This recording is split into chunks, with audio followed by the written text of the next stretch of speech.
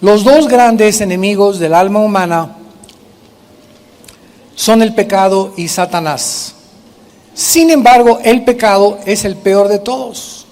Es el más grande enemigo y lo traemos dentro. ¿Por qué? Porque la única manera en que Satanás se puede acercar a ti para hacerte daño o para lastimarnos es a través del pecado. Si nuestra vida es una vida de santidad en todas aquellas cosas que podamos improvisar y ser cada vez más limpios de corazón, más limpios sexualmente, más limpios en nuestros motivos, menos oportunidad le damos a Satanás de entrar a nuestra vida. Aun cuando Satanás puede causarnos daños mentales, porque el ataque es aquí.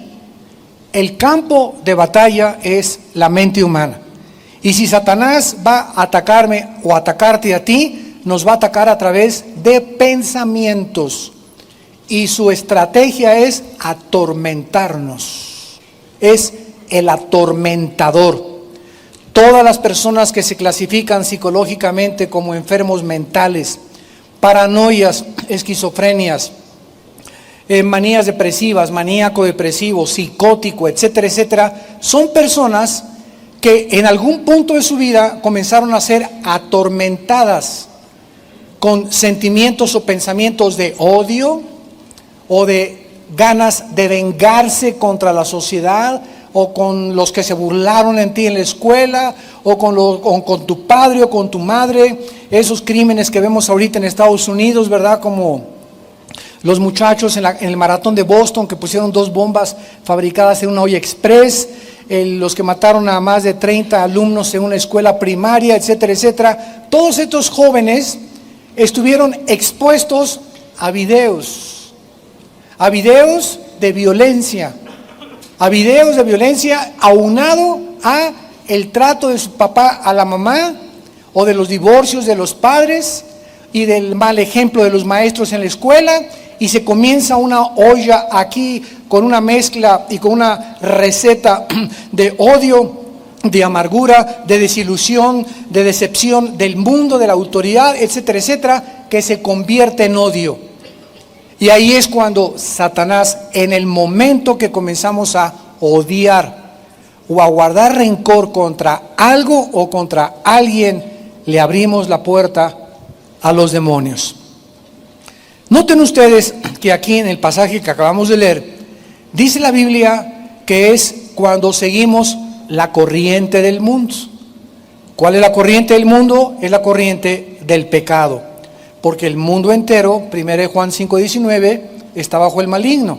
Entonces, antes de que fuéramos cristianos, vemos que la Biblia dice que hay una corriente que es de arriba hacia abajo. El mundo va y las personas cada vez más están más cerca de autodestruirse. Antes de que nos autodestruyéramos, viene Jesucristo y ¿qué hace? Nos levanta. Y entonces comenzamos, el cristiano es la persona que comienza a viajar en contra de la corriente, donde van tus amigos, tus familiares, tus amistades, etcétera, etcétera. Vamos al revés de ellos. Y ellos, al darse cuenta que tú no haces lo que ellos hacen, que no piensas como ellos piensan, que las diversiones de ellos no son tus diversiones, nos persiguen y nos ultrajan. Porque el mundo quiere que tú hagas lo que ellos hacen. Si tus amigos fuman, la presión es tremenda de los amigos para que tú fumes. Y muchos comienzan con el cigarro precisamente para no sentirse aislados de la corriente del mundo. Si la moda es que las mujeres usen la falda hasta acá, la minifalda 5 pulgadas arriba de la rodilla, pues quieres tú parecerte a la moda del mundo sin recordar que fuimos llamados a vestirnos moralmente. Y que una mujer que se viste de esa manera, pues va a traer como 50 abejorros detrás de ella, ¿verdad? Vas a traer a un grupo de muchachos que te van a perseguir, no por lo que tú vales, sino por tu cuerpo. Porque los hombres, desgraciadamente, el 80% buscan la carne a 25 pesos el kilo de aguayón.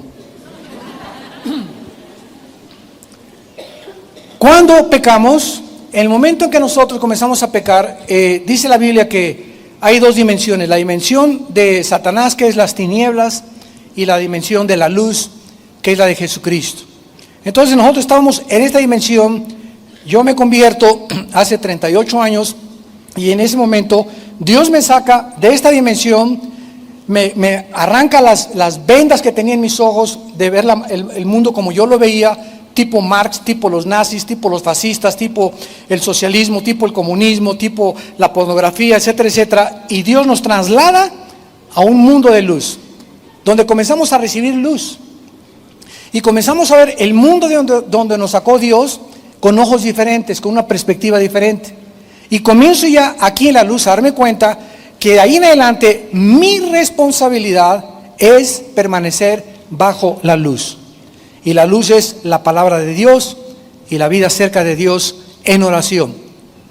Mientras nos mantengamos en la palabra, guiados por la palabra, viviendo la palabra, alimentándonos, memorizándola, reflexionándola, estudiándola, leyéndola y memorizando la palabra, nos mantenemos en la luz.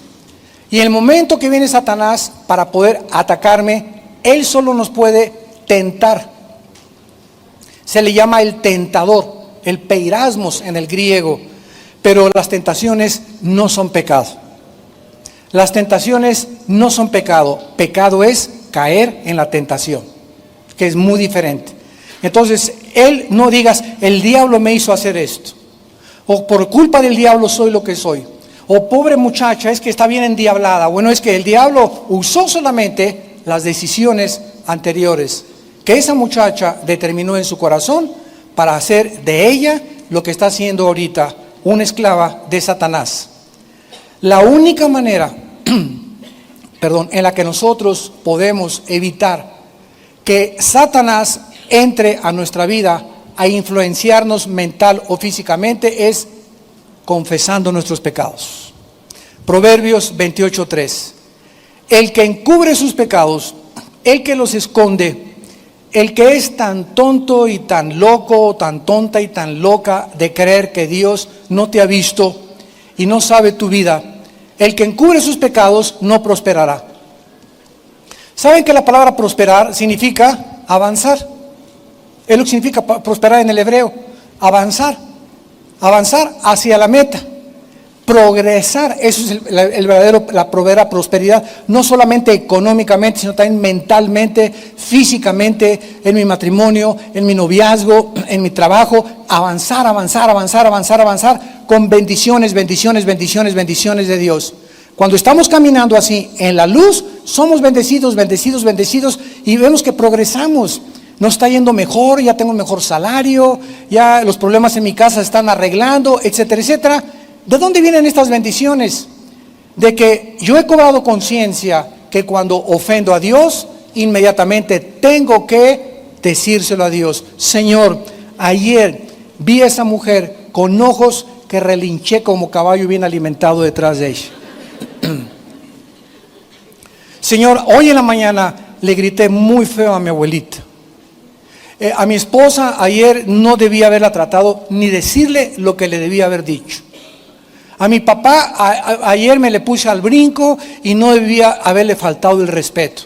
Pero cuando nosotros hacemos algo malo, como es lo que estoy mencionando, estos ejemplos, y no se los decimos a Dios, Padre, perdóname, se quedan guardados dentro de nuestra alma. Y sin que nos demos cuenta, comienzan a oscurecer nuestra manera de pensar y de razonar. Y cuando venimos a la Biblia nos comienza a dar trabajo entenderla. Comienzo a tener ya no ganas de estudiar ni de ganas de ser santo. Y si yo sigo avanzando en la vida con 2, 3, un mes, 2 meses de algún pecado que hace 2 meses cometí, de fornicación o de pornografía que vi, y no se la he dicho a Dios, voy a comenzar a detener, a frenar mi vida y ya no voy a avanzar. Y es cuando comenzamos a vivir bajo el estrés, sin paz, intranquilos, ya no podemos dormir, ya nada nos cae bien, estamos irritables, no nos dan ganas de nada, creemos que todos son una bola de hipócritas y que todos hacen esto y que todos me ven, que todos me quieren perseguir, que todos me quieren hacer daño, que no hay nadie, que no, me comienzo a comparar con, pues no soy tan peor como esas personas. Y es cuando comenzamos a vivir lo que se llama bajo la maldición. O sea, cuando no avanzamos es maldición. ¿Qué es maldición? Mal, decir, hablar mal. Dios ha hablado que cuando una persona no confiesa su pecado, no prospera. Eso es una maldición. Dios habló mal. Dios te dice, si tú no confiesas, te va a ir mal en la vida. Dice el Salmo 66, 18, si en mi iniquidad, dice David, hubiera mirado el pecado, Dios no me hubiera escuchado. Y en 1 de Juan 1:9 dice el apóstol, si confesamos nuestros pecados, si confesamos, si nos ponemos de acuerdo con Dios, Señor, ayer volví a caer otra vez en la pornografía. Señor, ayer volví a gritarle a mi esposo. Ayer otra vez fui rebelde con mi esposo. Si confesamos, si se lo decimos a Dios, porque Él ya lo sabe, pero al decírselo, Dios quiere que estemos de acuerdo con Él, que lo que estamos haciendo no le agrada a Él. Si confesamos nuestros pecados, Él es fiel. ¿Fiel a qué? Él dijo que cuando confesemos los pecados nos va a perdonar porque Cristo murió en nuestro lugar. Y además es justo, porque la justicia de Dios nos fue aplicada a nuestra vida en la justificación por la fe cuando nos convertimos. Él es fiel y justo para perdonarnos y limpiarnos de toda maldad. Muy bien. Vamos a ver algo importante acerca del diablo. Satanás conoce algo muy importante de nuestra vida cristiana. Dice Romanos 14, 23. Todo lo que no es de fe es pecado. Todo lo que no es de fe es pecado. En otras palabras, el blanco número 1 de Satanás es destruir nuestra fe, nuestra confianza en Dios. Génesis capítulo 3, versículo 1. Y la serpiente era más astuta que todos los animales del campo, la cual le dijo a la mujer, ¿de veras le crees a esto? Con que Dios dice que no forniques, no hombre, puedes usar el sexo antes de casarte. De veras, Dios dice que debes de diezmar. Eso dice Dios, eso son pamplinas, son tonterías. De veras dice Dios que te sometas al gobierno. De veras dice Dios que ames a tu esposa como amor sacrificial. Satanás ataca y atacó y atacará la palabra de Dios, las promesas de Dios, que es la base de nuestra fe, porque la fe es por el oír, y el oír por la palabra de Dios. Entonces, el blanco de Satanás es destruir nuestra fe. Dice en 2 de Timoteo 4:7, peleamos la buena batalla. ¿De qué? La guerra que estamos librando es una batalla de la fe, en otras palabras, contra la incredulidad. A ver otra vez, la batalla cristiana es todos los días estar batallando contra la incredulidad, contra lo que Dios dice y lo que el diablo dice. Dios me dice, mantente puro, mantente limpio. El Satanás me presenta una muchacha para que me embarre, para que le embarace y para que viole los votos que hice con Dios. Entonces, antes de tomar esa decisión, ¿a quién le voy a creer? Dios me promete bendiciones y Satanás me promete placer inmediato. Dios me promete a largo plazo bendecirme, Satanás llega y me dice, yo te bendigo ahorita, experimenta ahorita el pecado, es rico, sabroso. Entonces, ¿a quién le voy a creer? Es una batalla de fe. ¿A quién le voy a creer? Si yo tengo fe que Dios es mucho mejor y me dice, espérate, tengo a lo mejor para ti en 1 mes o en 2 meses, no hago caso de la tentación. Le he creído a Dios porque tengo fe. Y sin fe es imposible agradar a Dios. Esta lucha vamos a verla ilustrada en Lucas capítulo 22. Veamos esta lucha por la fe y examinemos un poco más profundamente este asunto tan importante para poder entender cada día la lucha que todos libramos contra el pecado. En esta lucha vamos a ver ilustrada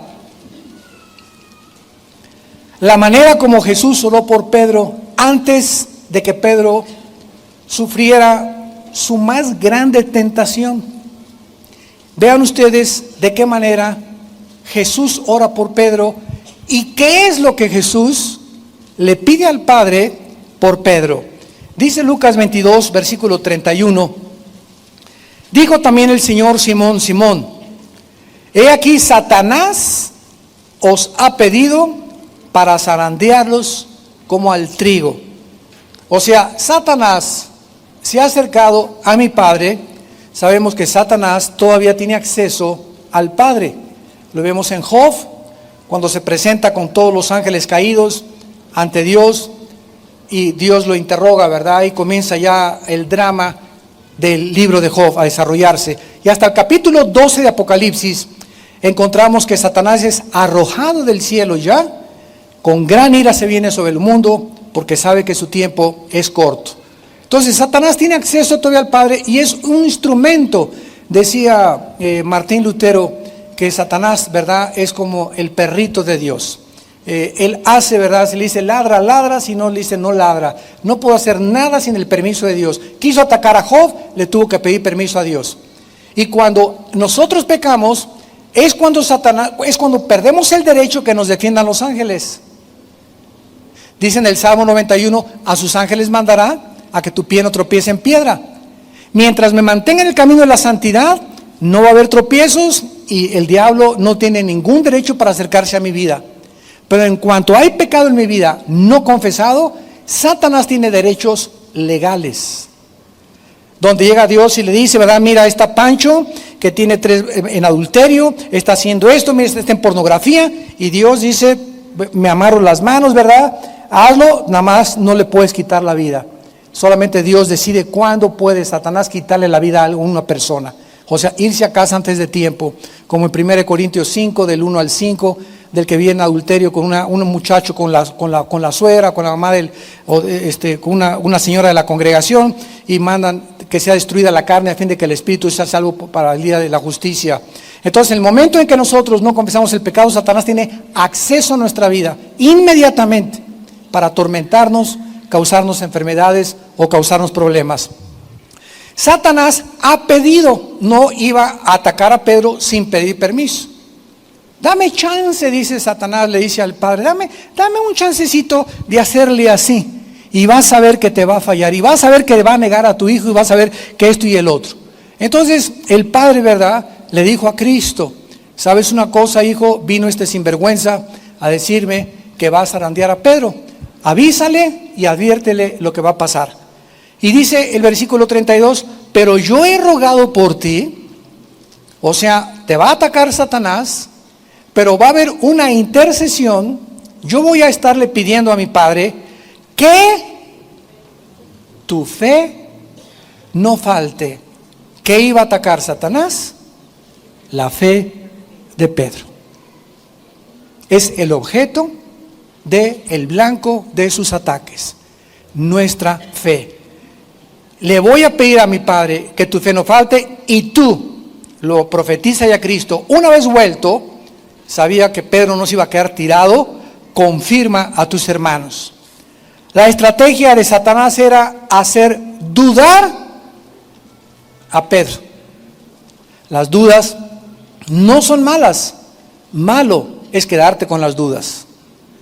Así que si yo me encuentro algún día una persona que me diga, mire hermano, yo soy una persona que no tengo dudas, le digo, cálmate, San Clodomiro. O ni San Crisóstomo, ¿verdad? Porque ningún santo, ni nadie, el más santo que ha habido, todos hasta que estemos ahí en la cama a los 90 años de edad, 95 años de edad, vamos toda la vida a tener dudas de algo o de alguien.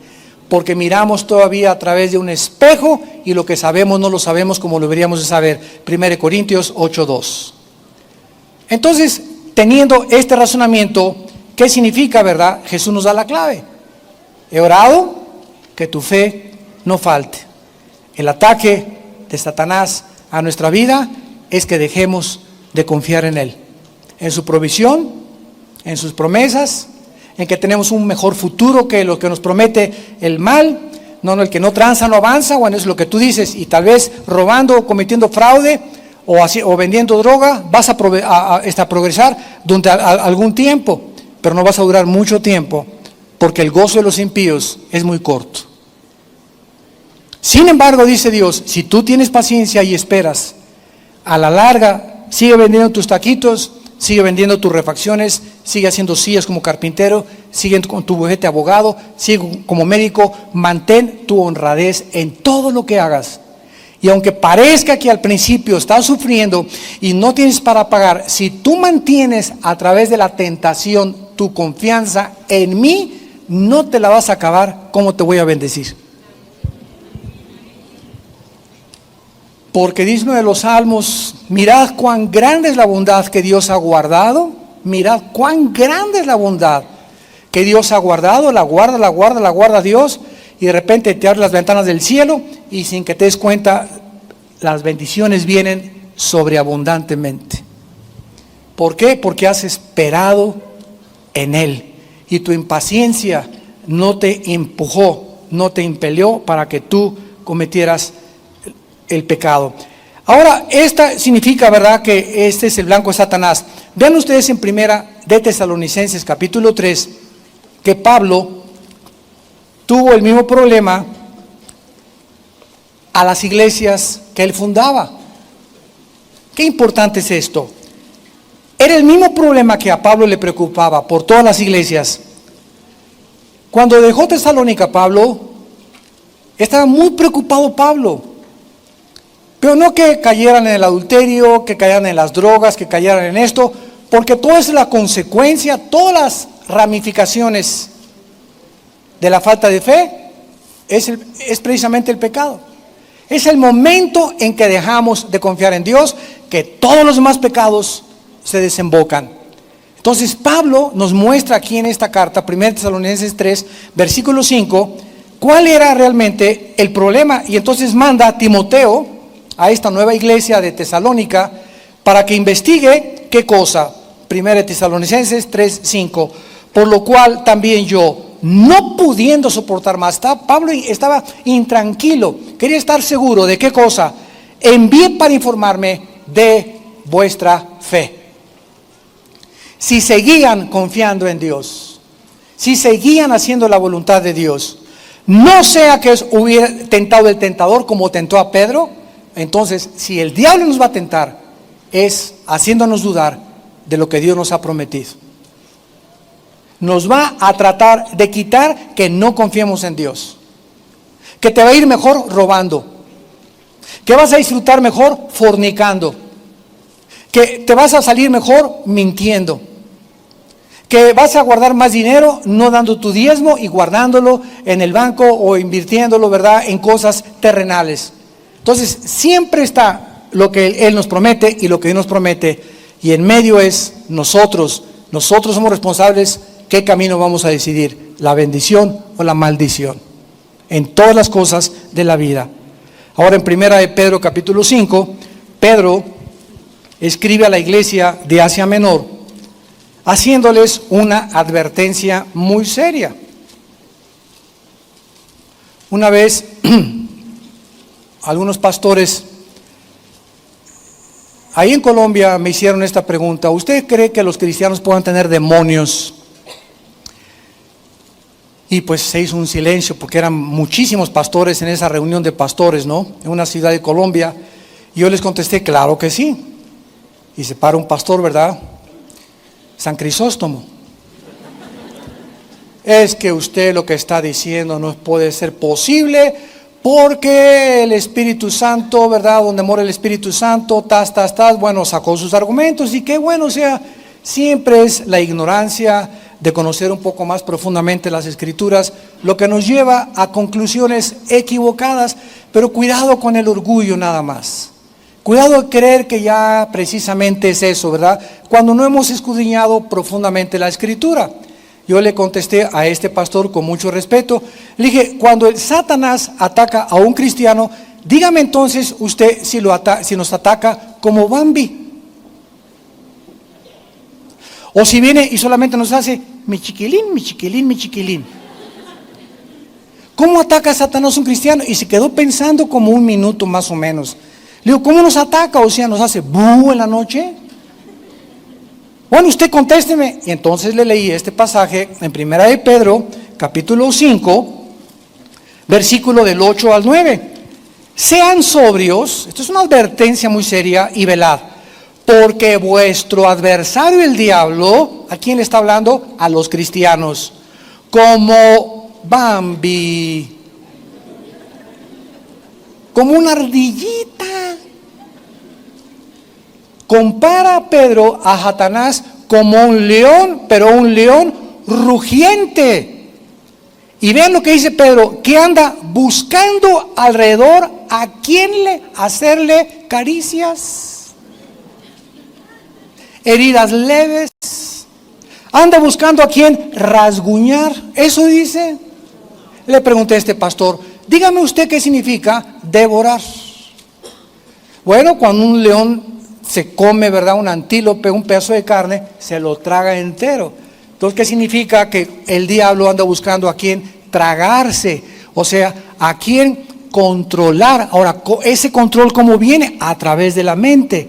Y cuando Satanás o los demonios atacan a un cristiano, nosotros somos espíritu, tenemos un alma y tenemos un cuerpo. Somos espíritu, tenemos un alma, y el alma y el espíritu viven dentro de un envase que se llama el cuerpo humano, o la casa, o el tabernáculo de Dios. Ahora bien, cuando los demonios entran a un cristiano, no entran a la zona espiritual, porque le pertenecemos a Cristo. Un cristiano no puede ser poseído por demonios, puede ser invadido e influido, que es muy diferente. Pero vean ustedes la cantidad de cristianos bien lorenzos que están. ¿Por qué están así? ¿Por qué están afectados? Son cristianos, están afectados de sus facultades mentales, no piensan ya normal, pero son hijas de Dios. ¿Quién ha provocado todo eso? Quiero decirles algo, y para terminar esta reunión de pastores, les dije, porque se armó ahí una controversia tremenda, les dije, ¿sabe una cosa? Yo nunca me atrevería a sacarle demonios a una persona que no sea cristiana, porque regresarían 7 y se le volverían a meter. La liberación de demonios es el pan de los hijos. Entonces, ¿para qué voy a tratar de liberar a alguien, o los pastores echar fuera demonios a una persona que no es cristiana? De nada serviría, porque se le volverían a meter. Ahora, esta liberación de demonios no es una panacea. Hermano, sáqueme el espíritu de retortijón, sáqueme el espíritu de pornografía, sáqueme el espíritu de rebelión. Como dijo un hermano otra vez, hermano, pídale a Dios que ya no sea yo carnal. Dice la Biblia, presenta tu cuerpo tú en sacrificio vivo. Eso Dios no lo va a hacer.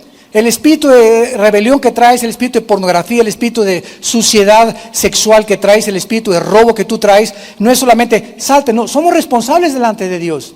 Nosotros en Villanueva para el Mundo no liberamos a cualquier persona ya nada más porque lo diga, o sea, a menos que tenga un caso que si alguien se manifieste, lo sacamos, ¿verdad? Y después guiamos a esa persona a Cristo, porque si no recibe a Cristo se le meten 7 peor.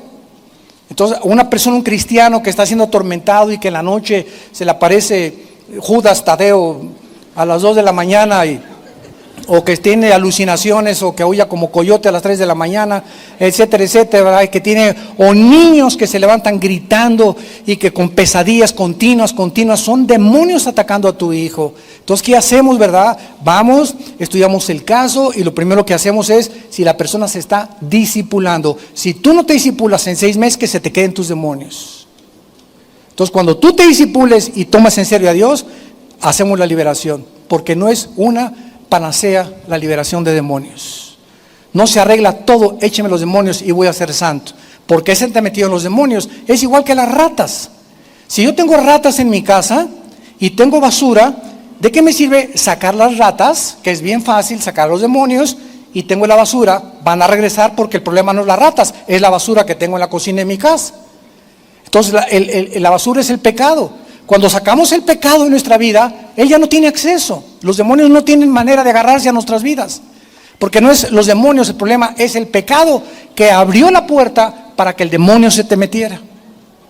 Y quiero decirles que una persona que tiene demonios no es como el gadareno, que te pongas todo locochón así gritando. No, hay demonios que se meten en una persona de las 5 a las 7 de la noche.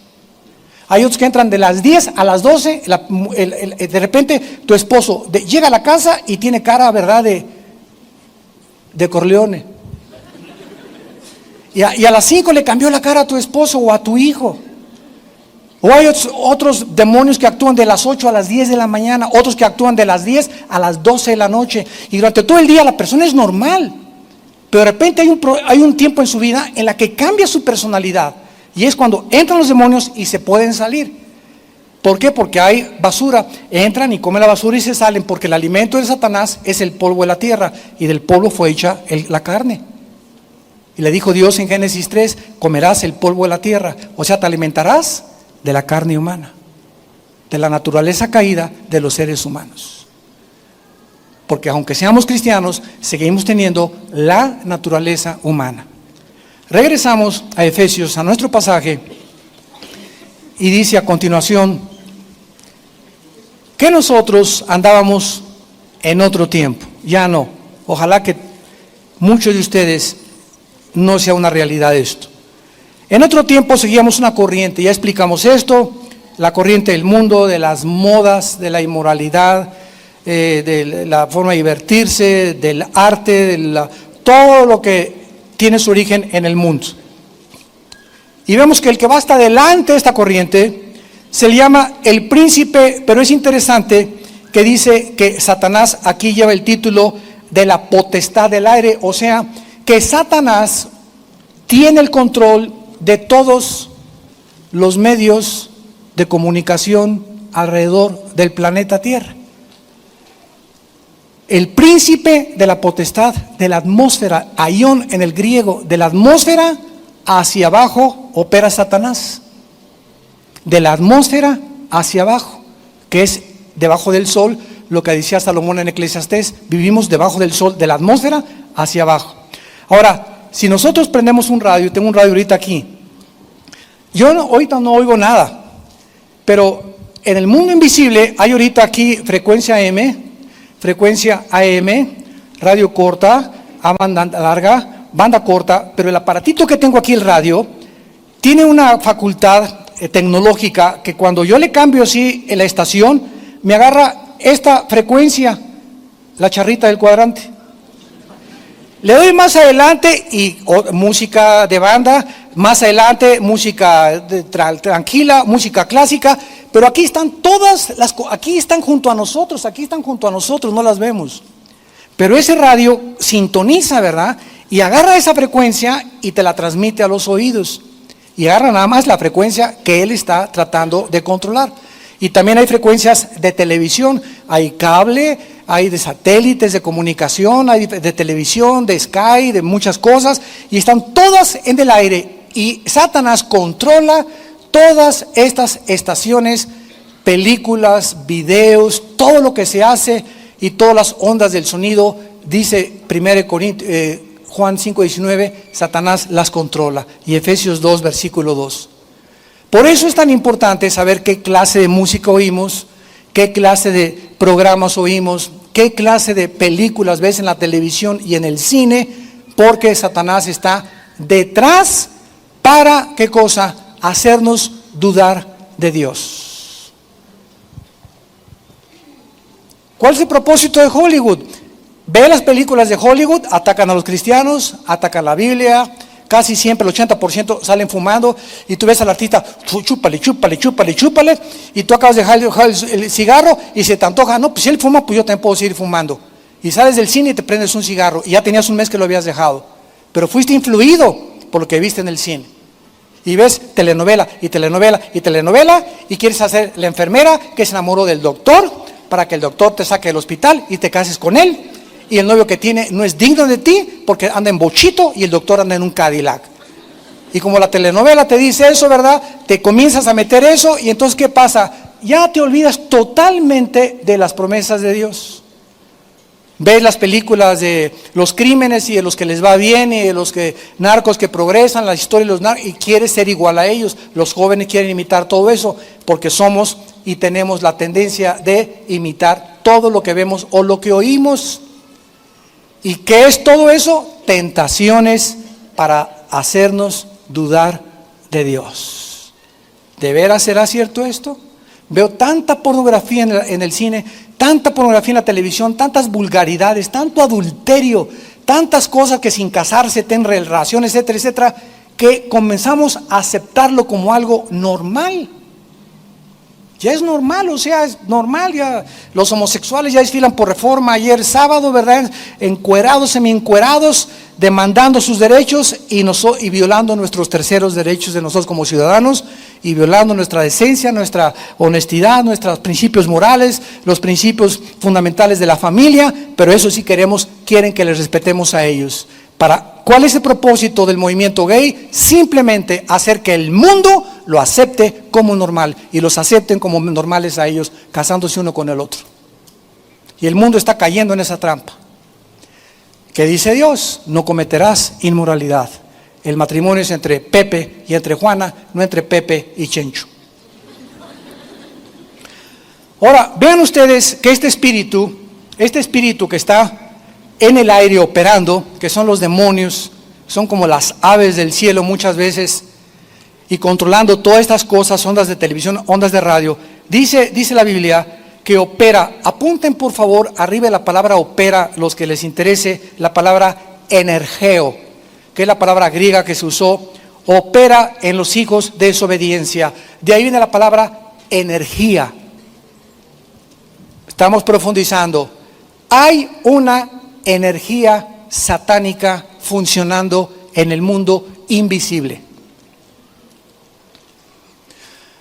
Vamos a detectarla y a quitarle la máscara. 1939-1945, esta energía satánica se movió a través de un hombre llamado Adolfo Hitler, que hizo a través de la potestad y los miles de demonios que tenía, que cuando él hablara, cuando hablamos la palabra de Dios, lo dije en la conferencia anterior, en la parábola del sembrador, la semilla de Dios es espíritu y es vida, la palabra de Dios es espíritu y es vida. Cuando Hitler hablaba, cuando los dictadores hablan, cuando los asesinos hablan, cuando la gente de Satanás y los evangelistas de Satanás hablan, mandan demonios cuando hablan en el aliento de su boca. Y cuando Hitler hablaba y la gente lo escuchaba, la gente al ponerse en una situación de receptores, porque para cuando mandas una onda tiene que haber un receptor. Si hay un receptor, la onda no puede ser recibida. Entonces, cuando tú le abres el corazón a una filosofía que no es de Dios, te abres a que esos demonios que salen de ese orador o de ese dictador entren a tu vida. Es una energía que está operando en el mundo. ¿Cómo es posible? Ustedes oyeron en Pensilvania este monstruo que secuestró a 3 niñas y las tuvo 10 años en el sótano de su casa. 10 años. Y tú ves a este hombre en el jurado y estaba así mordiendo celeste. No me parezco a él, ¿verdad? No. Pero así le hacía. Se mordía la camisa, ¿verdad? Yo no fui y no quise aceptar su culpabilidad. Ahora, yo le decía a mi esposa, ¿cómo es posible que que después de esta monstruosidad, 10 años violando a estas niñas? O sea, cuando las liberaron tenía 30 años cada una, a los 15 años, 17 años las secuestró y las tenía en el sótano de su casa durante 10 años. ¿Se imaginan el daño psicológico? Y este hombre estaba impávido, no se movía, estaba convencido, escúchenme, estaba convencido de que no había hecho nada malo. ¿Cómo puede un hombre actuar de esa manera? Porque ya no es él, hay un espíritu poderosísimo dentro de él que le robó el cerebro y lo convirtió en un zombie sin conciencia. Un zombie es una persona que actúa como nosotros sin estar consciente de lo que está haciendo. Ese es un zombie. Entonces, así hay personas. Hay otro hombre que se llama Arturo Miller en Queensland, Australia. Métanse a la página de internet. Dice que es Jesucristo y su esposa María Magdalena. Nos reímos, ¿verdad? Ahí está en internet.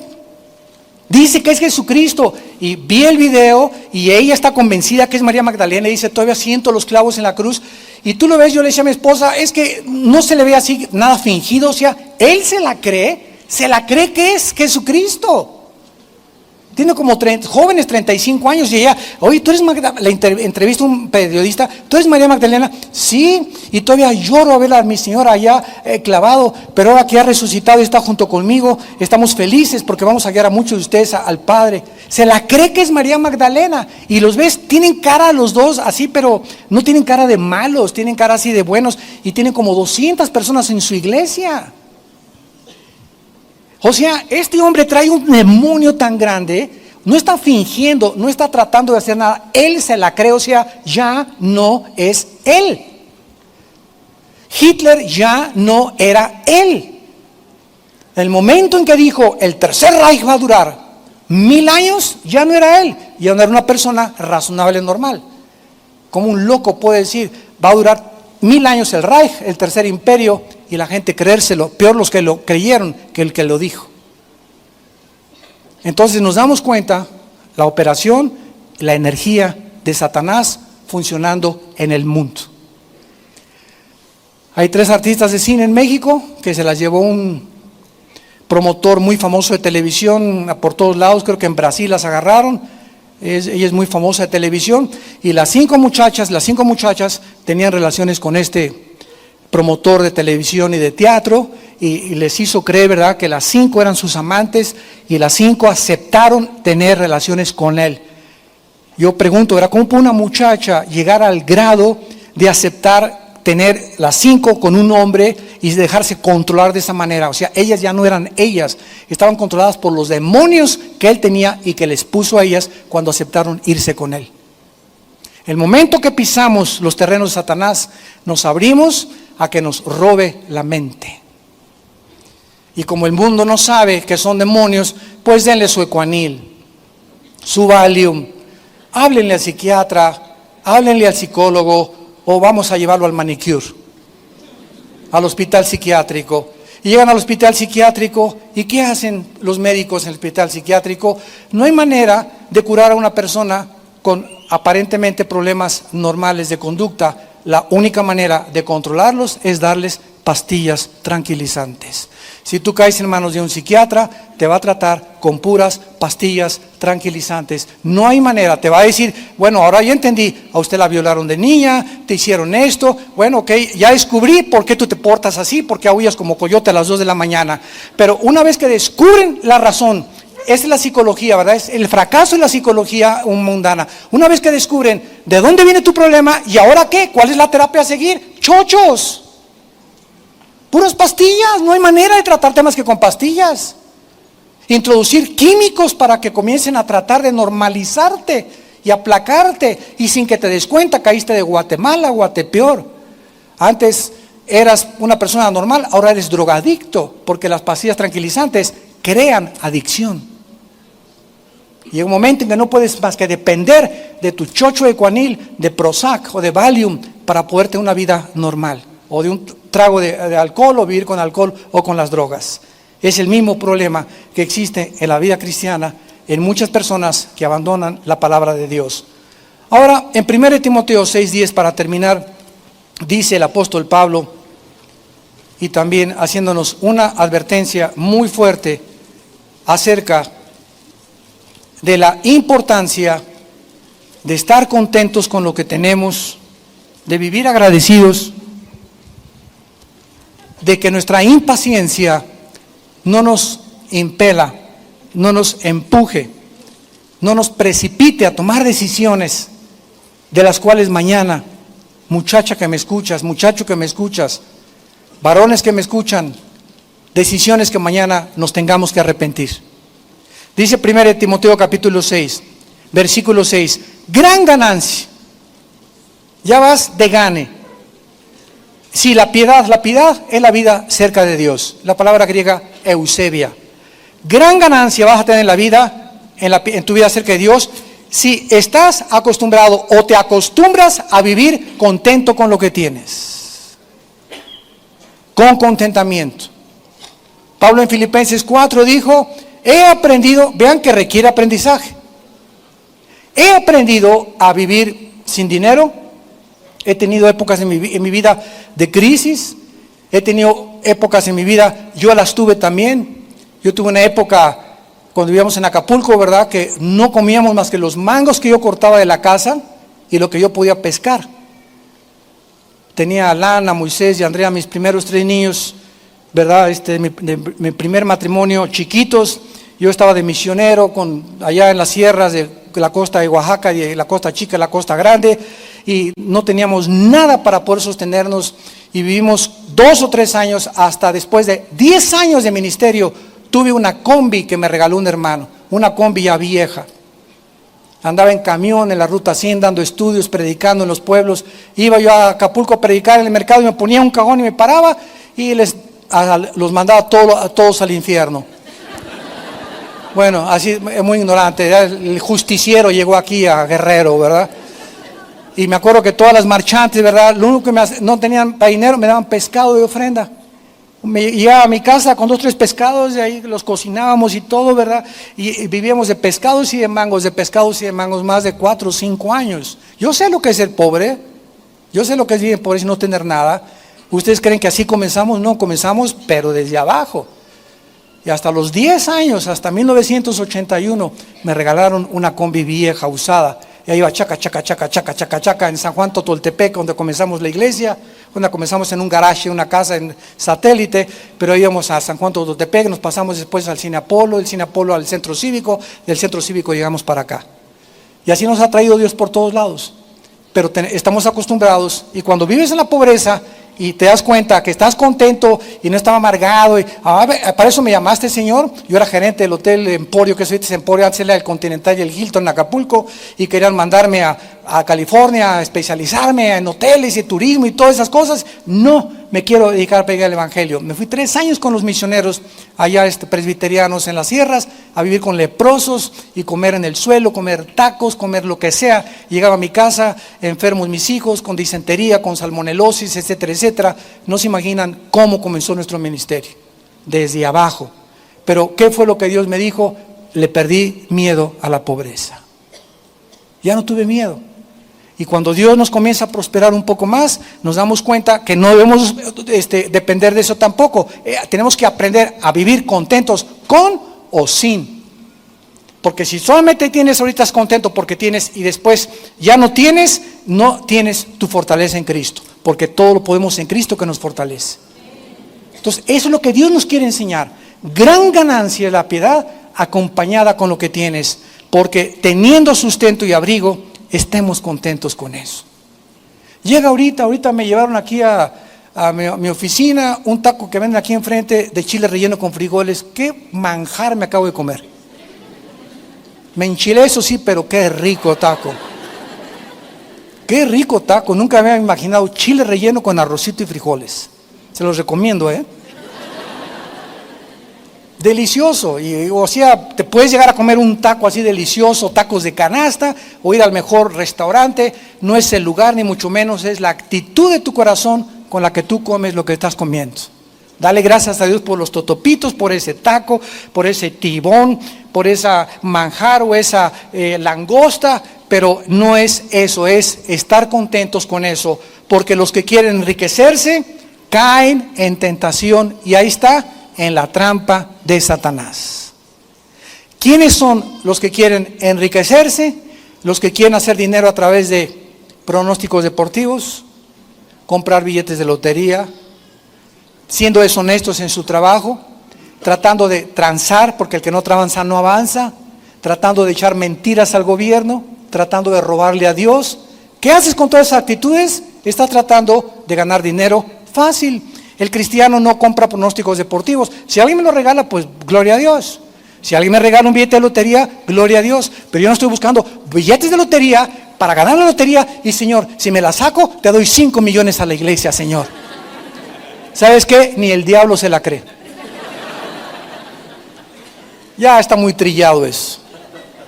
Te prometo, Señor, que si me saco la lotería, voy a comprar esa Vida Nueva un lote para que hagan su iglesia. No te la cree ni Santa Claus. Entonces, con el sudor de nuestra frente debemos ganar el pan de nuestra comida. Ganarás el pan con el sudor de tu frente. Es la ley de Dios. Y cualquiera que quiera hacerse rico, no trabajando, vas a caer en tentación y en lazo. Dios te va a prosperar a la larga tu puesto de tacos. McDonald's comenzó en un garage, con una pareja haciendo hamburguesas. Y después llegó mucha gente, hicieron 2, 3 tacos, 2, 3 garajes, después rentaron un local, después a los 5 locales fueron a hacer patente su franquicia, etcétera, etcétera. Comenzaron a vender McDonald's y Dios los prosperó. El de Walmart también, el Sam Walmart, que se acaba de morir en Texas. Me lo encontré hace 4 años. Yo llegué a Walmart con mi esposa en Dallas y veo un viejito en una camioneta y más o menos una pick-up, y con sus sombreros vaquero, con sus bocas como de 85 años, el viejito, ahí ya así caminando el viejito. Y le digo a mi esposa, mira qué chistoso camina ese viejito. Y el que nos estaba ayudando a llevar la comida a la cajuela de nuestro carro, me dice, ¿saben quién es? ¿Quién es Sam Walmart? ¿Quién? El dueño de Walmart. Él es, así es. Y está contento el viejito. No tenía ganas de estar ahí presumiendo con Lamborghinis o con Ferraris, ¿verdad? Tenía sus buenos carros, pero era un hombre, ¿verdad?, que mantuvo Walmart y dando el 45% de lo que entraba a Walmart a la obra de Dios y a misioneros. Y Dios lo bendijo. El dueño de Chick-fil-A también en Estados Unidos es cristiano y también lo ha bendecido tremendamente Dios para dar, ¿verdad?, el 65% del dueño de Chick-fil-A, la compañía y los accionistas, a la obra de los misioneros de Dios. Y esta es la ley de la vida. Tenemos que entender algo. Si algo nos hace daño, está dentro de nosotros. No le eches la culpa a tu esposa, ni a tu esposo, ni a tu hijo, ni a tu hija, ni al pastor, ni al gobierno. Dentro de nosotros tenemos el enemigo y anda buscando hacernos daño.